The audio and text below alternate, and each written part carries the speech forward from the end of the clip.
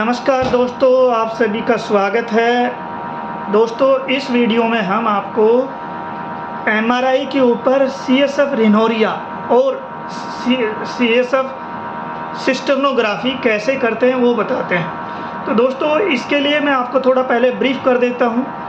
CSF रिनोरिया क्यों करते हैं कि जो सीएसएफ जो होता है वो लीकेज देखने के लिए कि जो क्रेब्रिफॉर्म प्लेट जो होती है ब्रेन के अंदर, मतलब कहीं पे कहीं कोई डिफेक्ट है सेरेब्रल ब्रेन के अंदर जहाँ से सीएसएफ नोज के थ्रू निकल रहा है, लीक कर रहा है, लीकेज देखने के लिए कि सीएसएफ का लीकेज देखने के लिए।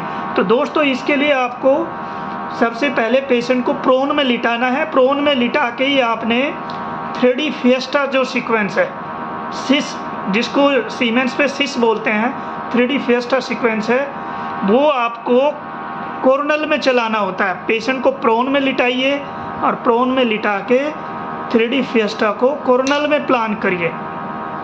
ठीक है, तो चलिए, तो ये देखिए दोस्तों, ये हम कोशिश कर रहे हैं इस पेशेंट के अंदर आपको ये समझाने की। तो ये हमने पहले स्कैनोग्राम ले लिया है, उसके बाद हमने क्या करना है कि कोर्नल में एक फिएस्टा रन करेंगे।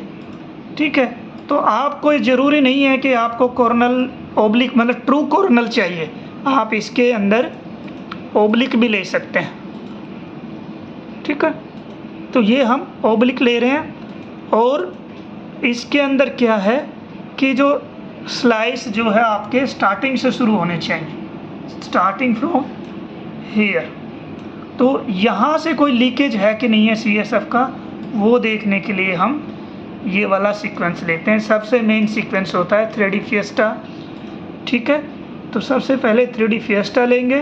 3D फिएस्टा लेने के लिए आपने क्या है कि ये कॉर्नल में प्लान करना है। वैसे तो देखो, ये कॉर्नल में भी प्रोन जो पेशेंट को उल्टा लिटा के, ठीक है, पेशेंट को उल्टा लिटा के तब करना होता है। लेकिन इस केस में क्या है कि पेशेंट जो है प्रोन लेट नहीं सकता है, तो इसलिए हम आपको सिर्फ इसको सुपाइन में लिटा के आपको समझाने की कोशिश कर रहे हैं। तो ये आपकी प्लानिंग रहेगी। प्लानिंग में आपको यहाँ तक लेके आना, ज़्यादा पीछे नहीं जाना, ताकि टाइम भी आपका कम हो सके। तो इस तरह से आपने यहाँ तक की जो है प्लानिंग काफ़ी है। ठीक है, सीएसएफ रिनोरिया थोड़ा सा बाहर रख लेते हैं ताकि ओवरलैपिंग ना हो। सैचुरेशन ऑन कर देते हैं, सीमिंग ऑन कर देते हैं। ठीक है, तो इस तरह से आप इसको प्लान करिए और साथ के साथ आपने ये देखना पड़ेगा, ये जो सीक्वेंस है आपको इसकी क्वालिटी भी अच्छी चाहिएगी। तो क्वालिटी अच्छी चाहिए तो आपको टाइम भी अच्छा देना पड़ेगा। तो ये देखिए दोस्तों, ये हमारा हो गया है 3D फिएस्टा कॉर्नल के अंदर प्लानिंग, जो हम करेंगे सीएसएफ रिनोरिया के लिए। ठीक है, तो चलिए रन करते हैं इस सीक्वेंस को। एक चीज़ और है दोस्तों, इसके अंदर आपने फिएस्टा तो आपने चलाना ही है।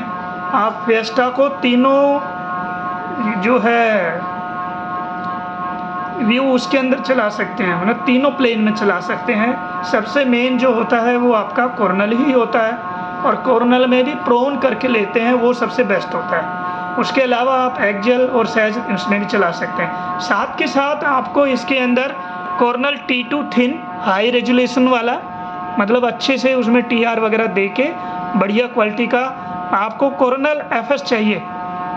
ठीक है, एक वो तो कॉर्नल FS चलाने के लिए आपने देखिए, अब हमने इस पेशेंट में ये कॉर्नल की प्लानिंग कर दिया है। ये देखिए मेन जो है, जैसा कि मैं पहले हर वीडियो में बताता हूँ कि कॉर्नल की प्लानिंग कॉर्नल को छोड़ के बाकी व्यू के अंदर करनी होगी। तो सैज और कॉर्नल सैज एंड एक्जेल के ऊपर आपने ये प्लानिंग करनी है। ठीक है, साथ में आपने सीमिंग ऑन कर देनी है, सिम ऑन कर दीजिए और सैचुरेशन ऑन कर लीजिए। देखिए दोस्तों, ये स्टडी जो स्पेशल इन्वेस्टिगेशन है, इसमें टाइम आपको देना चाहिए। टाइम देंगे तभी अच्छे से क्वालिटी आपकी आएगी। ठीक है। तो हमने ये थोड़ा टाइम बढ़ा के कर रहे हैं, करीब 4 मिनट के करीब ये सीक्वेंस रहेगा। तो ये हमारी हो गया T2 कोर FS थिन, ये जो फ्रंटल के लिए है, फ्रंटल लोब। तो उसी से हमें को CSF लीकेज वगैरह हो रहा है कि नहीं वो पता चलेगा। सेम इसी तरह से आपने T1 कॉर्नल, इस पर क्लिक करिए, इधर आ जाइए RX में, RX पे क्लिक करिए, जो आपका कॉर्नल जो प्लान चल रहा है उस पर क्लिक करिए, साथ में कॉपी FOV थिकनेस स्पेसिंग और सिमिंग, इसको कॉपी कर दीजिए, एक्सेप्ट कर लीजिए, ये हो गया। साथ के साथ अब आपको इसमें भी क्वालिटी का ध्यान रखना पड़ेगा, क्वालिटी अच्छी चाहिए। अगर आप टाइम अच्छे से देंगे तो क्वालिटी अच्छी ही आनी है आपकी। तो इस तरह से आपने फिएस्टा ले लिया, कॉर्नल ले लिया, इधर देखिए फिएस्टा लिया है, कॉर्नल लिया है, और साथ में आपको सजाइटल T2 FS लेंगे और एक्जेल लेंगे। तो ये कुछ सीक्वेंस आपने चलाने हैं। तो अभी हमारे पास कॉर्नल की हो गई है, कॉर्नल फिएस्टा की प्लानिंग होगी। अब हम करते हैं सैज की प्लानिंग, ठीक है। तो सिंपल सा है, इसमें ज़्यादा कुछ करना नहीं है आपने, रूटीनली जैसे आप सैज की प्लानिंग करते हैं ब्रेन के अंदर वैसे ही करनी है। बस एक चीज़ का हमें इसमें ध्यान रखना पड़ेगा, ध्यान में ये रखना पड़ेगा कि हमको इसकी क्वालिटी बहुत अच्छी चाहिए होगी। तो उस क्वालिटी को अच्छी लाने के लिए हमने क्या करना है, एक तो हमें टाइम का थोड़ा अच्छे से ध्यान रखना पड़ेगा कि टाइम प्रॉपर देना पड़ेगा। इसमें हम टाइम में कंजूसी नहीं कर सकते, कंजूसी नहीं कि मतलब फास्ट नहीं दे सकते, क्योंकि इसमें हाई रेजोल्यूशन चाहिए। हाई रेजोल्यूशन के लिए आपको टाइम भी देना पड़ेगा, ठीक है। तो ये आपकी हो गई है। हाँ, एक चीज़ और कि ये सब आपको थिन में ही लेने पड़ेंगे, 3 mm से ज़्यादा नहीं लेना है किसी में भी, ठीक है। तो ये हमने हो गया थिन के अंदर, सिमिंग ऑन रखेंगे,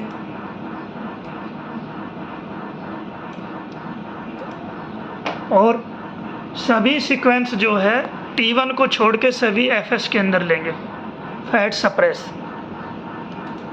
ठीक है। इसी तरह से आपने सजाइटल पे क्लिक करिए, T1 सैज पे, RX पे क्लिक कर दीजिए, उसके बाद में कॉपी पे क्लिक कर दीजिए, ये एक्सेप्ट कर दीजिए। तो ये आपकी हो गई।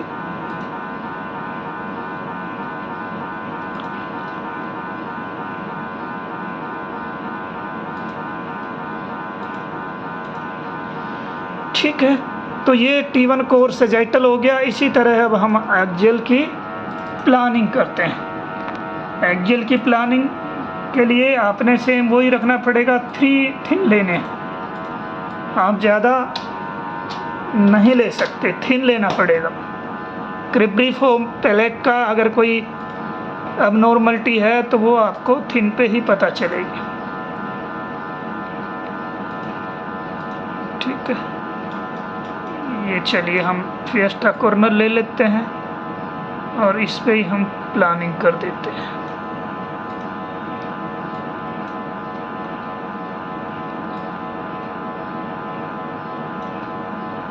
तो ये आपकी हो गई।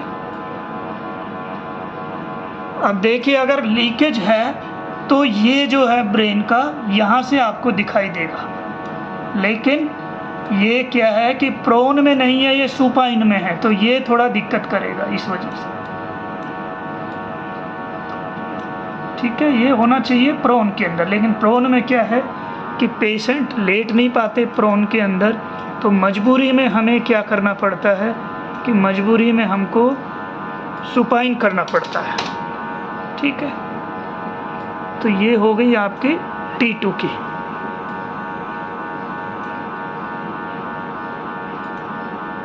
अब जैसे कि हम बात कर रहे होते हैं कि भाई हमें हाई रेजोल्यूशन चाहिए, तो हाई रेजोल्यूशन के लिए टाइम का प्रॉपर ध्यान रखना पड़ेगा कि क्वालिटी अच्छे से दे सके, ठीक है दोस्तों। तो ये हो गई है आपकी प्लानिंग। CSF रिनोरिया बोलो या CSF सिस्टर्नोग्राफी, एक ही चीज़ के दोनों नाम हैं और बहुत ही सिंपल सा है, इसमें कोई रॉकेट साइंस नहीं है, बड़ा सिंपल सा है।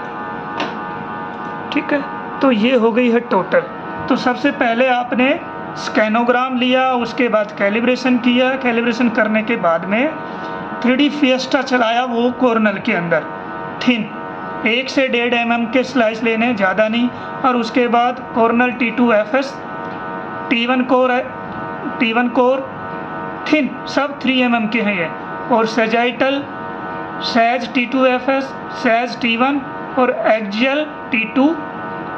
ठीक है, एक सीक्वेंस और होता है, देखो सभी मशीन्स के अंदर एक्चुअली आइडियल सीक्वेंस नहीं होता, लेकिन ये सीक्वेंस भी बहुत ही अच्छा होता है। ठीक है, तो इसको आप थिन कर लीजिए मिनिमम 3 mm का। ठीक है, तो ये आइडियल भी चला लीजिए, इसमें सप्रेशन भी अच्छा होगा और बाकी चीज़ें भी आपकी। ये HDXT है 16 चैनल, तो इसलिए इसके अंदर ये कॉर्नल आइडियल नाम का जो सीक्वेंस है, एक एडवांस फीचर है, वो भी दिया हुआ है। ठीक है, अगर आपके पास ये सीक्वेंस नहीं भी है तब भी आप CSF रेनोरिया कर सकते हैं, इसमें कोई बड़ी दिक्कत नहीं है। ठीक है दोस्तों, तो ये हो गई आपकी टोटल नंबर ऑफ सीक्वेंसेज, क्या क्या रन होंगे CSF रेनोरिया के लिए और क्या से प्लानिंग होगी। अब इसके अंदर आपको मैं एक चीज़ और दिखा देता हूँ कि जो आपका 3D फिएस्टा जो आया है उसमें CSF रेनोरिया आपको कहाँ मिलेगा वो देखने के लिए। तो हमारा ये जो एक्जियल फिएस्टा है इसको हमने वीवर में डाल लेते हैं। ठीक है दोस्तों, सिंगल पे कर लीजिए।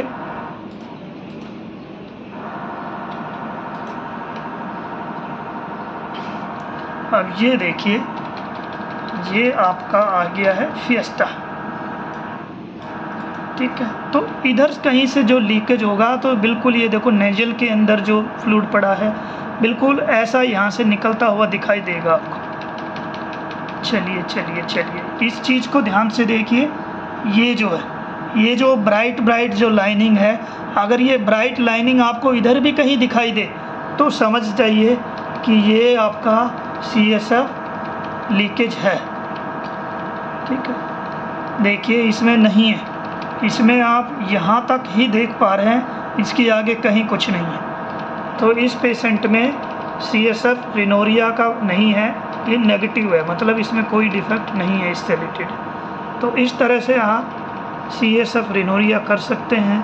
अगर इसमें कुछ सवाल या कोई भी डाउट आपका है तो आप अपना डाउट कमेंट्स बॉक्स में छोड़ दीजिए, मैं उसका बिल्कुल रिप्लाई करूँगा जैसे ही मुझे समय मिलेगा। और आप सभी का दिन शुभ रहे। और भी किसी भी वीडियो या किसी भी टॉपिक पे आपको कोई वीडियो चाहिए तो मैं आपका दोस्त रविंद्र चौहान एप्लीकेशन इंजीनियर आपकी बिल्कुल हेल्प करूँगा। किसी विषय में कोई भी कुछ सवाल हो तो आप कमेंट्स बॉक्स में छोड़ दीजिए। और आप सब लोगों ने इतना अच्छा रिस्पांस दिया, इतना प्यार किया, और मेरे को बड़ी खुशी मिलती है जब कोई भी टेक्नीशियन जब ये बोलता है कि इस वीडियो की वजह से उनको थोड़ा हेल्प हुआ, तो मुझे ऐसा लगता है कि जो मैं काम कर रहा हूँ वो एक सही डायरेक्शन में है। और अच्छा लगता है कि आप लोग ये बोलते हैं कि मैंने कुछ आपकी हेल्प करी, क्योंकि किसी की अगर आप हेल्प करते हो तो डेफिनेटली आपको अंदर से बहुत खुशी मिलती है। तो इसी के साथ आप सभी का दिन शुभ रहे। Thank you so much.